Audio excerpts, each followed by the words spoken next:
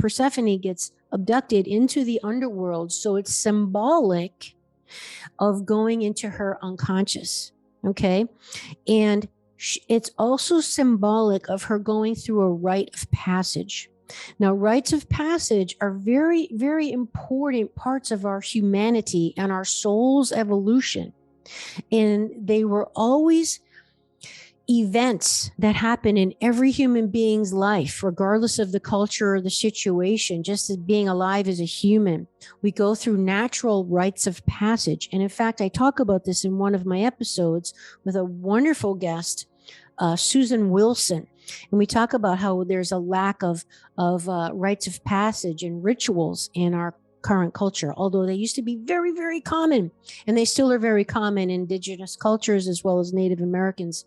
For example, your first period, your first menarche would be a rite of passage that would be celebrated by your tribe because it was symbolic of you going into a different phase of your life, from your maidenhood, from your childhood to now being a woman, because now you have a creative ability.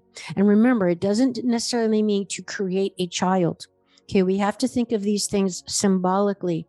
The womb represents a lot more than just a place to have a baby be formed in. The womb is the birth of all your creative potential. It's the vessel of the divine, in fact. So these things have to be thought of symbolically. So a rite of passage for a woman would be that first period, okay, the first menarche.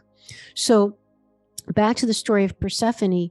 So she went down to the underworld into her unconscious, and she went through a rite of passage because when she came out of it, she was not the same woman that went into it. And this is back even to our heroine's journey example. When we go through a rite of passage, we are changed. We are different. Okay. Another rite of passage would be like a marriage. Okay. And hence the bride was carried over the threshold. I don't know if you've heard that. It's kind of not really done anymore, but it used to be done.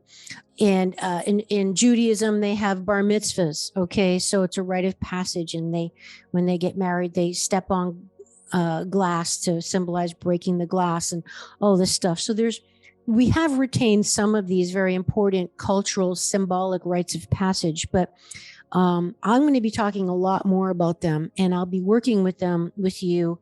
If you come to one of my women's retreats, we're going to be working with them in my women's circle, which you can join, by the way. It's a free monthly circle online. You can join from anywhere.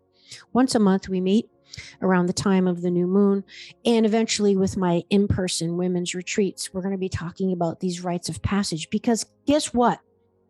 We need them. Spiritually, we need these rites of passage. Our souls crave them and require them for our evolution. It's when we miss these rites of passage from happening that we look for them in other ways that where they can't be found. And we have that aching sense of unfulfillment, or just, it doesn't matter how many shoes you buy or how great your hair looks or what person you're dating or whatever. It's like you just can't seem to really be satisfied. There's always something more.